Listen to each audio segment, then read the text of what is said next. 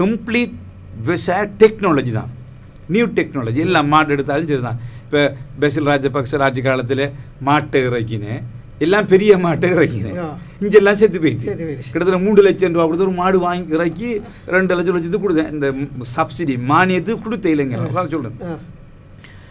இத்தனையோ $1 million அதுக்கு நாங்கள் invest, நானும் எக்கனாமிக்.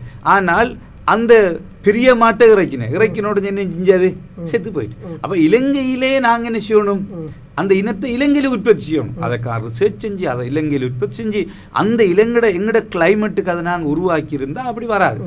அதுக்கெல்லாம் இங்கே ஒரு பெரியான ஒரு இது ஒழுங்கில்லை. இப்போ நான் சொன்ன செய்வோம், ஆடு மாடு எல்லாத்துக்கும் நாங்கள் செய்வோம்டா. கவர்மெண்ட் என்ன செய்யாது, யார் வர போகிற ஒரு முஸ்லீம் இன்வெஸ்ட்மெண்ட்ரா உடனே அங்கே ஒரு பிரச்சனை பயம். இப்படி இந்த நாட்டை பார்த்தோம்னா நாட்டை முன்னேற்றலாம் சொன்னேன் நான். அந்த எப்படி ப்ரொஜெக்டை நீங்கள் செஞ்செடுங்க, மினிஸ்ட்ரி ஆக்கள் தாங்க செஞ்செடுங்க. நான் மேக்ஸிமம் பிரச்சனை இல்லை, ஈவன் $100 மில்லியன் பரவாயில்ல, நான் இன்வெஸ்டர் கொண்டு வரேன் உங்களுக்கு சொன்னேன்.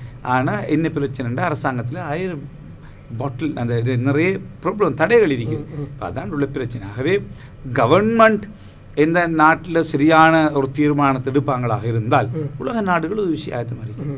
இப்போது நீங்கள் அடிக்கடி இந்த பாராளுமன்றத்தில் காரமுனை விவகாரத்தை பற்றி பேசிகிட்டு இருக்கீங்க. இப்போ அதை நான் பேசணும்னு உண்மையிலுமே இந்த காரமுனை முஸ்லீம்களுக்கு சொந்தமான ஊரா, தமிழர்களுக்கு சொந்தமானவரா? இப்போ நடுவில் ஒரு பிரிவினர் வந்திருக்காங்க, சிங்களவர்களுக்கு சொந்தமானது அப்படின்ற சில கருத்துக்கள் வந்திருக்கு. உண்மையிலுமே இந்த காரமுனை விவகாரம் என்ன, இது யாருக்கு சொந்தமானது? நீங்கள் சொல்கிறீங்க முஸ்லீம்களுக்கான தொல்லியல் விஷயங்கள் இருக்குது அப்படின்னு, தமிழர்கள் சொல்கிறாங்க தமிழர்களுக்கான தொல்லியல் விஷயங்கள் இருக்குது அப்படின்னு சொல்கிறாங்க. இந்த விவகாரம் என்ன? உண்மையிலேயே நான் பொதுவாக காய்க்கிறேன். அப்படி இல்லை, பொதுவாக பேசுவோம். காரமுனை ஒரு முஸ்லீம் கிராமம், அங்கே ஒரு தமிழ் குடும்பமும் வசதிக்கு எந்த ஆக்களும் இல்லை. உதாரணத்துக்கு தமிழ் மக்களோடத்தில் வசித்தாங்கண்டா அவங்க யுத்தத்தால் வெளியேறல. அவங்க ஏன் தமிழ் எல்டிடி பிரச்சனை இல்லை தான் தமிழ் மக்களுக்கு. உதாரணத்துக்கு வச்சுக்கோமே, தமிழ் சிங்கள மக்கள் வெளியேறிருந்தால் ஓகே, பிரச்சனை வெளியேறிட்டாங்கன்னு சொல்லலாம். தமிழ் மக்கள் எங்கே யுத்தத்தால் வெளியேறல. அப்படின்னா ஏதாவது ஒரு முஸ்லீமோட போர்டர் கிராமத்தில் இருந்தால் வெளியேறுவாங்க.